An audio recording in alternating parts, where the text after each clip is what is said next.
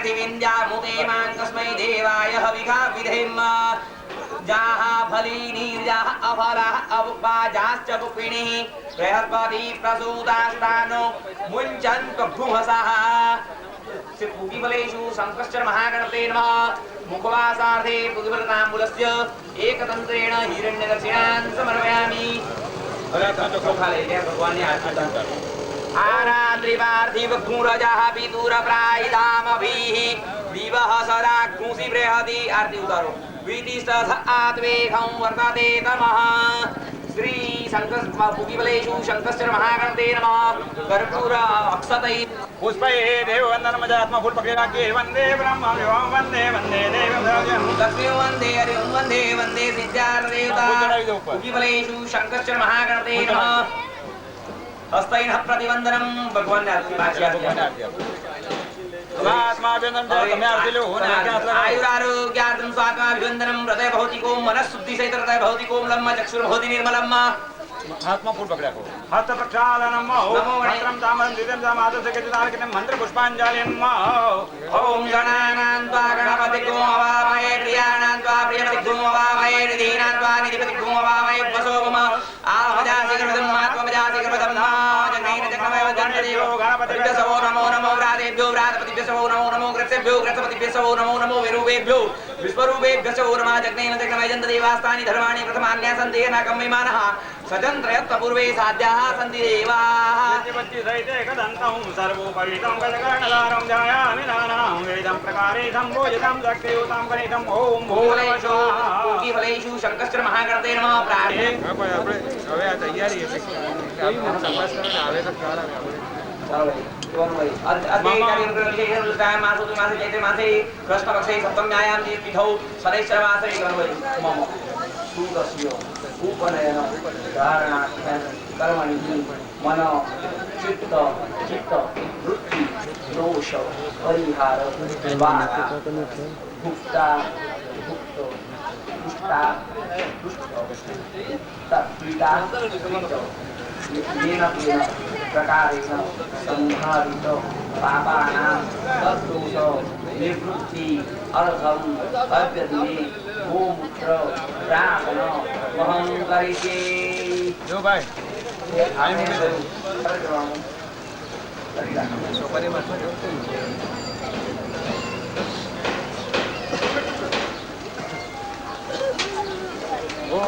गोत्रोच्चार गोत्रस्गार्गसगोत्रोत्पन्नोऽहं शुक्लयजुर्वेदान्तर्गत त्रिपुरान्तमाध्यात्म्यशाखाध्यान्यं प्रसन्न श्रवण सिलवासा की ओर से मैं सिद्धार्थम सादा परिवार की ओर से गुरुदेव को नमस्कार करते हुए बात करना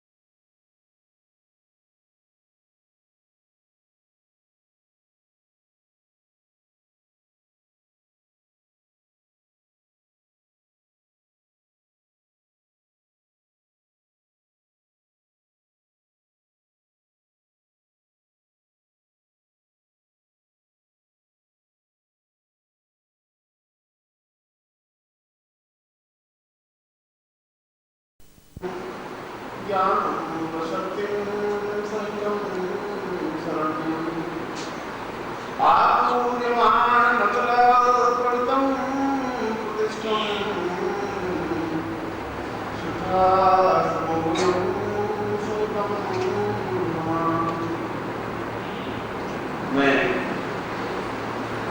पूर्ण ऋषि तुल्य बनकर और जीवन की इस आपाधापी, जीवन की भागदौड़, जीवन की छल कपटमयी, स्वार्थमयी वातावरण और परिस्थितियों के बीच में मैं कुछ क्षण बैठकर सिद्धाश्रम के उन समस्त योगियों और ऋषियों साधुओं और सन्यासियों की उपस्थिति और आशीर्वाद को लेकर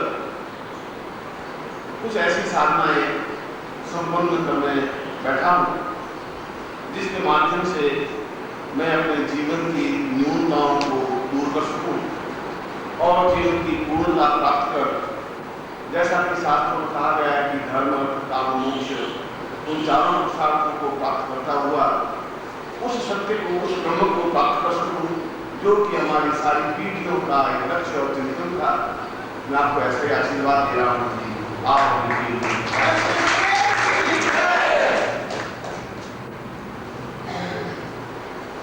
इस पर कोई दो राय नहीं कि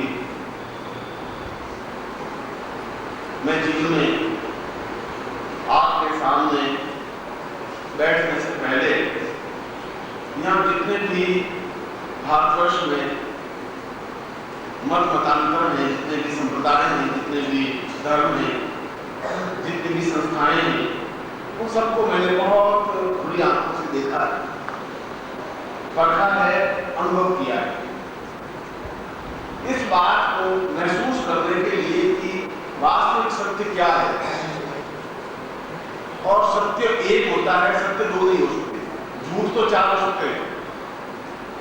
ये झूठ हो सकता है कि तो मुझे झूठ बोलना है तो बोल दूंगा कि बम्बई से आया हूँ, और झूठ बोलना है तो बोल दूंगा कि मैं अहमदाबाद से आया हूँ, और झूठ बोलना होगा तो बोल दूंगा सूरत से आया हूँ, क्योंकि मैं झूठ बोलने के लिए कोई भी जगह बता सकता हूँ। मगर सत्य तो एक ही है कि मैं सिलवासा से आया हूँ, अगर तो मैं सत्य तो एक ही सिलवासा ही आया हूँ, फिर मैं तीन चीजें नहीं बोल सकता। इसलिए जितने भी मत मतांतर हैं वो अलग अलग जरूर हो सकते हैं, और सत्य एक है। और सत्य क्या है, इस बात को ढूंढने का प्रयत्न प्रत्येक ब्राह्मण पुत्र को, प्रत्येक साधक को करना चाहिए। और ब्राह्मण का मतलब ये नहीं कि जो ब्राह्मण के घर में पैदा हो वो ब्राह्मण। ब्राह्मण का मतलब है जिसमें भी ब्रह्म को पहचानने की इच्छा है, जागृति करने की इच्छा है, अपने अंतर को जागृत करने की इच्छा है, वो ब्राह्मण। ब्रह्म जागृति सब ब्राह्मण। विश्वामित्र क्षत्रिय थे और पूर्ण धनुष्मान रखते थे, शुद्ध ब्रह्मसी थे। तो ब्राह्मण के लिए कोई किसी प्रकार का लेबल लगना जरूरी नहीं है। मगर जीवन के इतने लंबे चौड़े फलक में, जितने इतिहास में मैंने उन सारे संप्रदायों को देखा, उनके साथ रहा, उन गुरुओं को देखा जो बड़े भगवे कपड़े पहने हुए थे, उन अहंकार की पूरी मूर्ति को देखा कि जो 150 किलो वजन की बैठी हुई है मंच पर, मगर जिसमें अहंकार से अलावा कुछ है ही नहीं। गरुड़ देखा उन्हें, घमंड देखा उन्हें, और यह सब कुछ देखने के बाद मन वितृष्णा से भर गया। इसलिए वितृष्णा से भर गया कि ये केवल दुकानें बना दी गई जहां कुछ है नहीं, और वे केवल किसी एक चीज को पकड़ करके और पूर्णता होने का दावा करते हैं। कोई वैद्य, हमारे राजस्थान में कहावत है कि सूंठ का टुकड़ा लेने से वैद्य नहीं बन सकता। यदि कोई अपनी शीश में सूंठ रख दे, काली मिर्च रख दे, काली मिर्च रख दे, और फिर वो वैद्य बने कि तुम्हारे टाइफाइड है तो काली मिर्च दे, बुखार है तो काली मिर्च, सिर दर्द है तो काली मिर्च, जो भी गड़बड़ है कहते हैं कि बस इस लिटरेचर के अलावा तुझे पढ़ना नहीं है। बस वो गीता का जो भाष्य है, जो गाथा का बस वो पढ़ो, इसके अलावा कुछ नहीं। दूसरा ग्रंथ नहीं पढ़ सकते, रामायण नहीं पढ़ सकते, उपनिषद नहीं पढ़ सकते, कुछ नहीं पढ़ सकते, यही पढ़ना है। इसके अलावा पढ़ो तुम हमारे मन से निकल जाओ। ठीक है, इससे क्या मकसद है? क्यों नहीं पढ़ेंगे?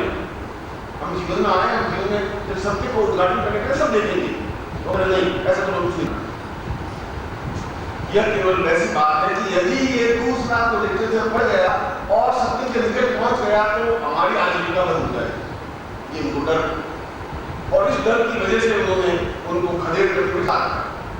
आज तो मेरी दोस्तों से बातचीत हो रही थी, अभी इसलिए मैं चर्चा कर रहा हूँ, तो इससे पहले बोला उसने कहा कि मैं गुरुजी आपके पास आने से पहले तो 20 मतांतरों के पास गया। मैं गणेश जी आश्रम में गया, मैं 8 वाले महाराज वाले में गया, मैं और दूसरे हरिद्वार के जो सारे वहाँ भी गया, जो घाटी मंदिर के पास सब जगह गया। कहीं पर साल रहा, कहीं पर 2 साल रहा, कहीं पर 1.5 साल रहा, और उन सबको देखा पढ़ा।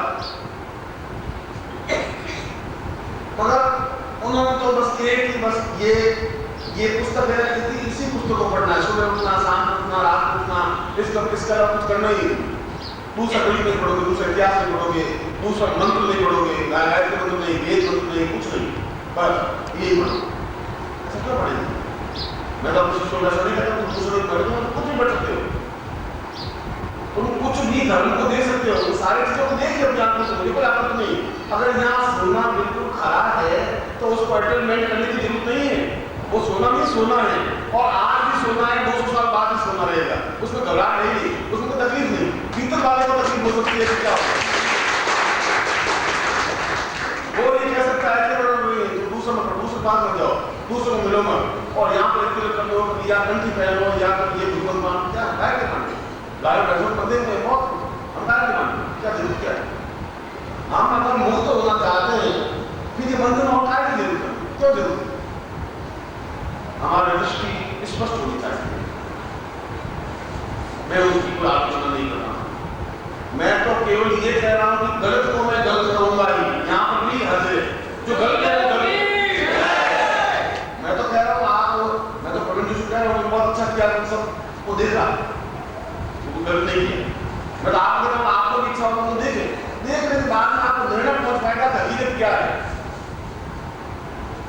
कुछ संप्रदाय वाला कहते हैं कि ये जो कृष्ण है ये कृष्ण नहीं है, ये कृष्ण नहीं है, ये कृष्ण तो बिल्कुल नकली है, वो कृष्ण गोलोक वाले हैं, आंख में मंदिर के ऊपर, बस वो असली कृष्ण है, वो असली कृष्ण है। तो ये क्या है? और ये नकली कृष्ण है, तो कृष्ण को 2 बार होने की जरूरत क्या नहीं हो। मैं कह रहा हूँ कि वे जो कुछ कर रहे हैं भगवान को नाम देकर अच्छा कर रहे हैं, मुझे इसमें कोई उनके प्रति कोई मनोमालिन्य नहीं है, मेरे मन में उनके प्रति अत्यधिक रेस्पेक्ट है, जरूर से ज्यादा आदर सम्मान। मैं उस न्यूनता की वजह से नहीं कहता हूँ, शुद्धता की वजह से नहीं कह रहा। सद्गुरुदेव डॉक्टर नारायण दत्त श्रीमाली जी के दुर्लभ वीडियोस, पुस्तक, पत्रिका एवं साधना की निःशुल्क दीक्षा प्राप्त करने के लिए नीचे लिखे हुए नंबर पर वीरल पटेल जी को व्हाट्सएप पे अपना नाम और अपने शहर का नाम लिखकर भेजें। धन्यवाद।